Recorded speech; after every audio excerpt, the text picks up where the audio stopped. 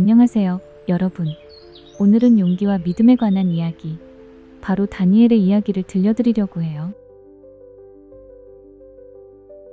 지금으로부터 약 2600년 전 고대 근동 지역에는 여러 나라들이 있었어요. 그중 하나가 바로 이스라엘이었죠. 이스라엘은 하나님께서 특별히 선택하신 민족이었습니다. 하지만 이스라엘 백성들이 하나님을 잊고 다른 신들을 섬기기 시작했을 때 큰 시련이 닥쳐왔어요. 강력한 바벨론 제국의 느부갓네살 왕이 예루살렘을 점령했습니다. 이때가 기원전 605년경이었어요. 바벨론 군대는 성전의 보물들을 빼앗아갔을 뿐만 아니라 이스라엘의 젊은 귀족들과 지식인들도 포로로 끌고 갔습니다. 여러분, 상상해보세요. 갑자기 여러분의 고향에서 수천 킬로미터 떨어진 낯선 땅으로 끌려간다면 어떨까요? 언어도 다르고 문화도 완전히 다른 곳에서 살아야 한다면 정말 막막하겠죠? 그 포로들 중에 4명의 특별한 젊은이들이 있었어요. 다니엘, 하나냐, 미사엘, 아사랴였습니다. 이들은 모두 유다 왕족이나 귀족 출신의 똑똑하고 잘생긴 청년들이었어요. 하나님, 왜 이런 일이 일어났을까요? 우리가 하나님의 백성인데, 하지만 어떤 상황에서도 하나님을 믿고 따르겠습니다.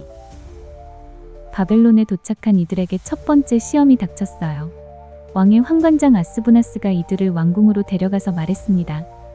너희들은 이제부터 3년 동안 바벨론의 학문과 언어를 배울 것이다. 그리고 매일 왕이 먹는 진수성찬과 포도주를 먹을 것이다. 3년 후에 왕 앞에 서게 될 것이니 잘 준비하라. 들어보기에는 좋은 조건 같죠? 맛있는 음식에 좋은 교육까지. 하지만 다니엘과 친구들에게는 큰 문제가 있었어요. 왕의 음식은 하나님께서 금하신 것들이 포함되어 있었고 우상에게 제사 지낸 음식이었거든요. 친구들, 우리 어떻게 할까? 이 음식을 먹으면 하나님의 말씀에 어긋나게 돼. 하지만 다니엘, 거부하면 우리가 죽을 수도 있어.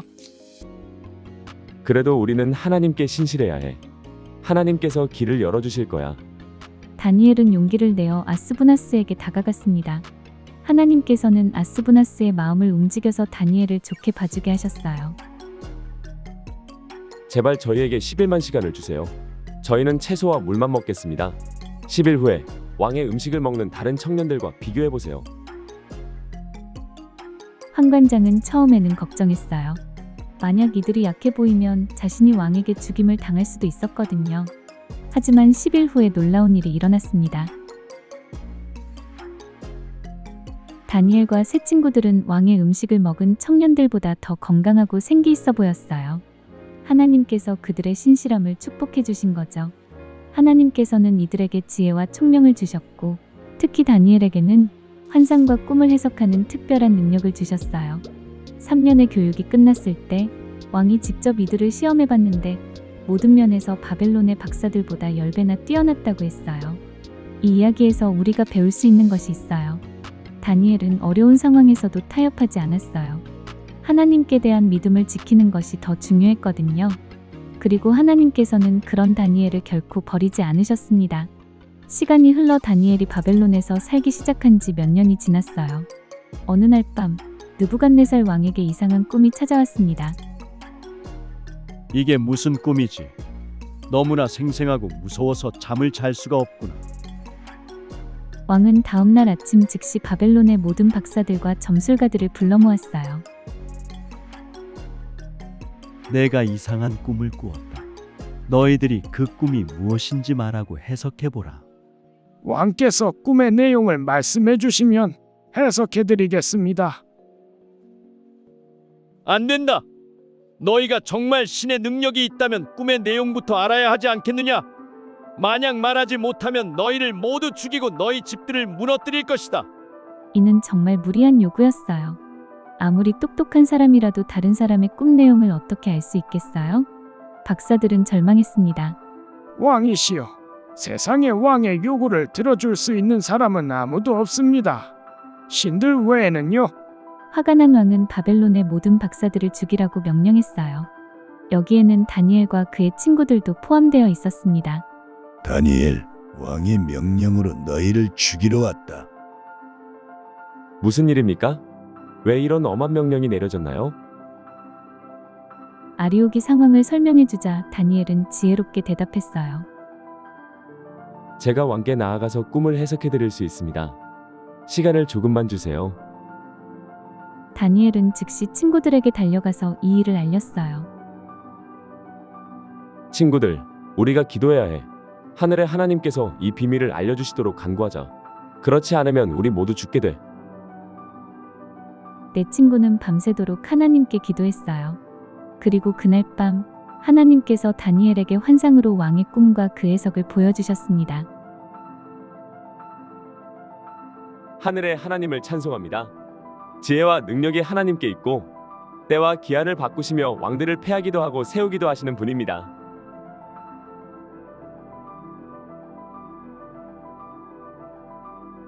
너는 내 꿈과 그 해석을 말할 수 있느냐?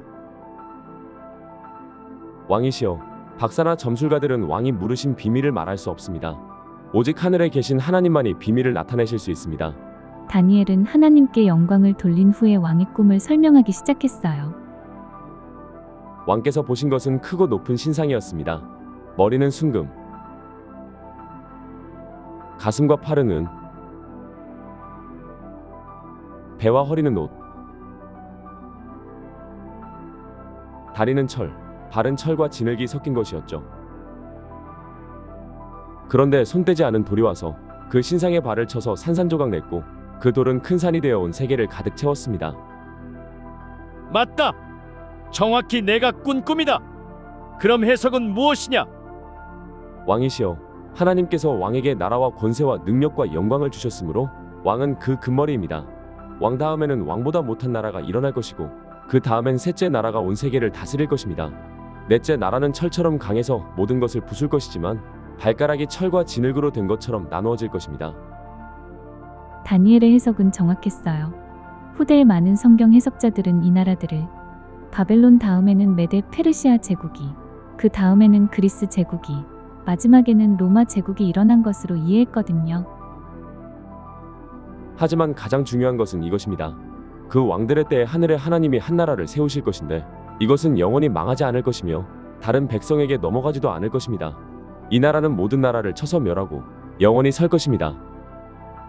이것은 바로 하나님의 나라, 예수님께서 가져오실 하나님 나라에 대한 예언이었어요.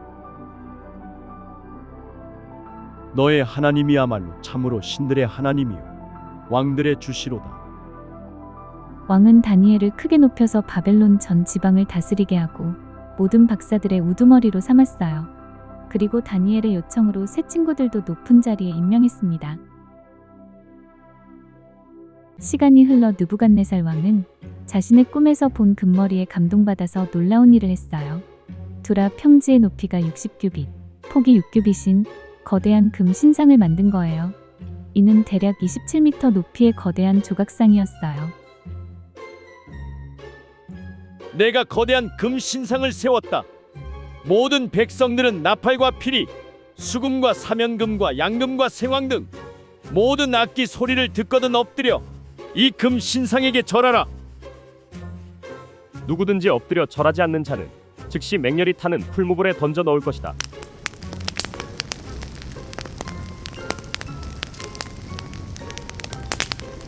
이날 바벨론의 모든 고관들이 모였어요. 총독들, 수령들, 관리들, 모사들, 재무관들, 정말 많은 사람들이 왔죠. 그리고 음악이 울려 퍼지자 모든 사람들이 일제히 엎드려 절했어요.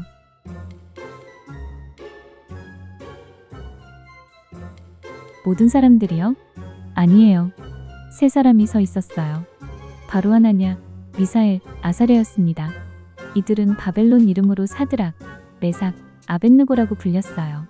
왕이시오, 왕께서 세우신 유다 사람 사드락, 메삭, 아벳느고가 왕을 높이지 아니하며 왕의 신들을 섬기지도 아니하고 왕이 세우신 금 신상에게 절하지도 아니하였나이다.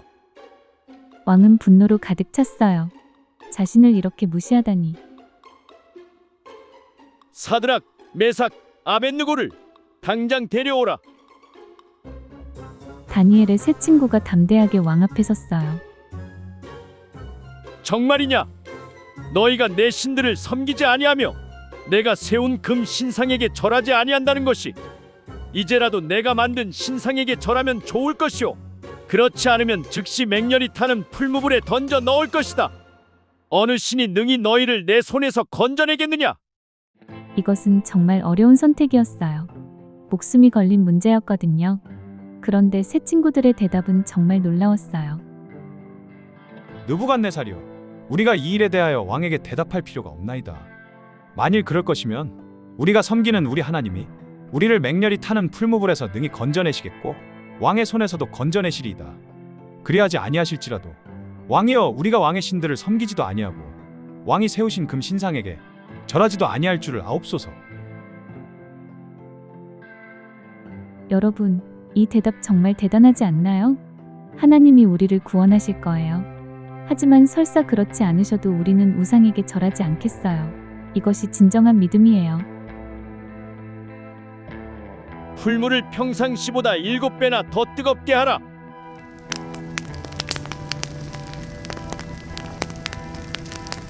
그리고 군대 중 가장 용맹한 사람들로 그들을 결박하여 풀무불에 던져 넣으라. 풀무불이 너무나 뜨거워서 새 친구를 던져 넣던 용맹한 군사들까지 그 불꽃에 타 죽었어요.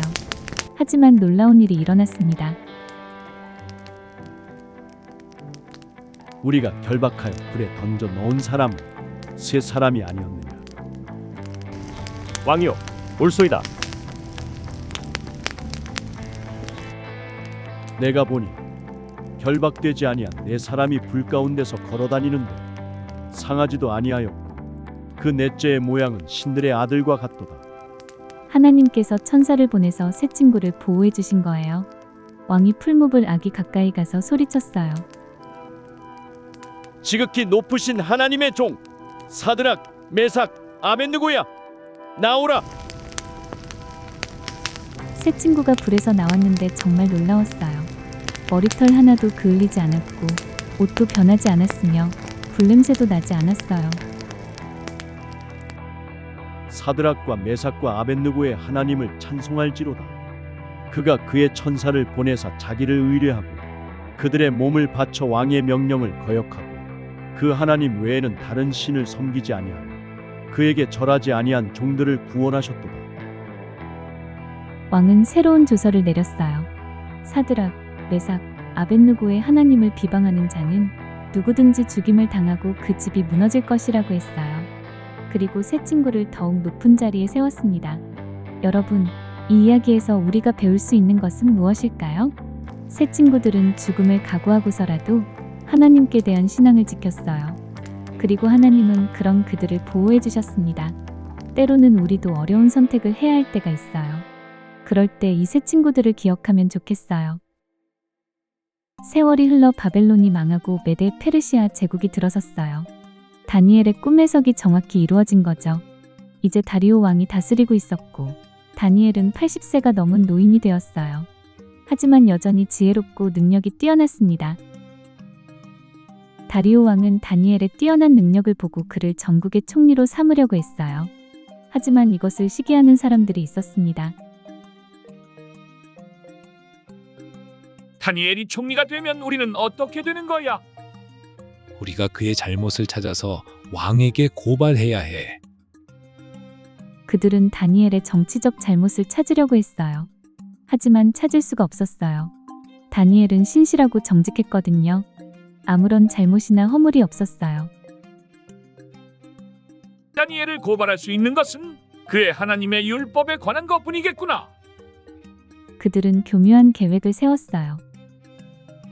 다리오 왕이여, 왕은 영원히 사소서. 나라의 모든 총리와 총독들이 의논하여 왕에게 한 가지 제안이 있나이다. 30일 동안은 왕 외에는 어느 신에게나 사람에게 무엇을 구하는 자가 있으면 사자굴에 던져 넣는다는 금령을 내리소서. 메데와 페르시아의 법은 변하지 않는다고 하니 이 조서에 서명해 주소서. 좋다. 그렇게 하자. 왕은 그들의 진짜 목적을 모르고 서명했어요. 이제 30일 동안 왕 외에 다른 누구에게든 기도하면 사자굴에 던져지게 되었어요. 다니엘은 이 조서를 알고 있었지만 평상시처럼 자기 집에 올라가서 예루살렘을 향해 창문을 열고 하루 3번 무릎을 꿇고 기도했어요. 그는 어린 시절부터 줄곧 해오던 일을 멈추지 않았습니다. 하나님, 저의 고향 예루살렘을 굽어보소서. 하나님의 백성들을 불쌍히 여겨주소서. 어떤 상황에서도 하나님만이 참 하나님이심을 믿습니다. 바로 그때 총독들이 우르르 몰려와서 다니엘이 기도하는 것을 목격했어요. 다리오 왕이여, 30일 동안 왕후의 어느 신에게나 사람에게 구하는 자는 사자굴에 던져 넣는다는 조서에 서명하지 아니하셨나이까? 그 일이 확실하니 메대와 페르시아의 법대로 변개치 못하느니라. 왕이여, 사로잡혀온 유다 자손 중 다니엘이 왕과 왕의 서명하신 금령을 무시하고 하루 3번씩 기도하나이다. 왕은 깨달았어요. 자신이 속았다는 것을.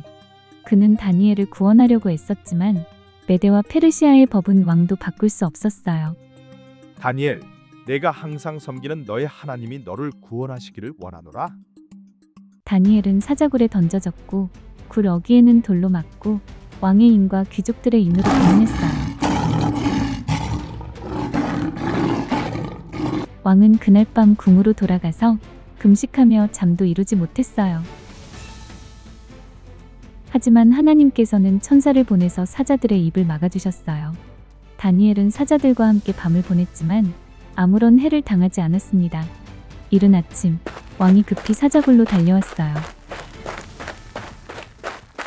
살아계신 하나님의 종 다니엘아, 내가 항상 섬기는 너의 하나님이 사자에게서 너를 구원하실 수 있었느냐? 왕이여, 왕은 만세수를 하옵소서. 나의 하나님이 이미 그의 천사를 보내어 사자들의 입을 봉하셨으므로 사자들이 나를 상해하지 못하였사오니 이는 나로 보시기에 무죄함이 명백함이라. 왕이여, 나는 또한 왕에게 아무런 해도 끼치지 아니하였나이다. 왕은 너무나 기뻤어요. 다니엘을 굴에서 끌어올리니 사자가 상해한 흔적이 전혀 없었어요. 이는 하나님을 신뢰했기 때문이었어요. 다니엘을 참소한 사람들을 모두 사자굴에 던져 넣어라. 그 악한 사람들은 굴 바닥에 닿기도 전에 사자들에게 찢겨 죽었어요. 그리고 다리오 왕은 온 세계에 조서를 내렸어요. 다니엘의 하나님은 살아계신 하나님이시요 영원히 변치 않으실 자시며 그의 나라는 망하지 아니할 것이요 그의 권세는 무궁할 것이라. 그는 구원도 하시며 건져내기도 하시며 하늘에서든지 땅에서든지 이적과 기사를 행하시는 자로서 다니엘을 사자의 입에서 구원하셨느니라. 다니엘은 다리오 왕과 페르시아 왕 고레스 때까지 형통했어요. 하나님께서는 다니엘에게 놀라운 환상들도 보여주셨어요. 미래에 일어날 일들, 그리고 가장 중요한 것은 구원자에 대한 예언이었어요. 한 일의 절반에 그가 제사와 예물을 금지할 것이며 메시아가 끊어져 없어질 것이나 자기를 위하여가 아닐 것이며. 다니엘은 예수님이 오실 시기까지 정확히 예언했어요. 그리고 하나님의 나라가 영원할 것이라는 희망의 메시지를 전했습니다. 여러분, 다니엘의 이야기를 통해 우리가 배운 것들을 정리해 볼까요? 첫째, 다니엘은 어떤 상황에서도 타협하지 않았어요. 바벨론의 음식을 거부할 때도, 기도를 금지당했을 때도 말이에요. 그는 하나님께 대한 신앙을 지키는 것이 무엇보다 중요하다고 생각했습니다. 둘째, 하나님은 신실한 사람을 결코 버리지 않으세요. 다니엘과 세 친구들이 어려움을 당할 때마다 하나님께서 함께 하셨고 구원해 주셨어요. 셋째, 하나님의 계획은 반드시 이루어져요. 다니엘이 해석한 느부갓네살의 꿈이 그대로 이루어졌듯이 하나님의 모든 말씀은 신실하게 성취됩니다. 그리고 가장 중요한 것은 다니엘이 예언한 그 구원자, 바로 예수님이 우리에게 오셨다는 것이에요. 예수님께서는 우리의 죄를 위해 십자가에서 돌아가시고 부활하셔서 영원한 하나님 나라의 문을 열어주셨어요. 다니엘이 사자굴에서 구원받은 것처럼 예수님을 믿는 모든 사람은 죄와 죽음에서 구원받을 수 있어요. 이것이 바로 하나님의 구속 계획이에요. 여러분도 다니엘처럼 어떤 상황에서도 하나님께 신실한 사람이 되길 바라요. 하나님께서는 여러분과 함께 하시고 여러분을 사랑하시며 여러분의 삶을 통해 놀라운 일들을 이루실 거예요. 지혜 있는 자는 궁창의 빛과 같이 빛날 것이요 많은 사람을 옳은 대로 돌아오게 한 자는 별과 같이 영원토록 빛나리라. 다니엘의 이야기는 우리에게 용기와 희망을 주는 이야기예요. 하나님께서는 어제나 오늘이나 영원토록 동일하시고 우리를 사랑하시는 분이세요.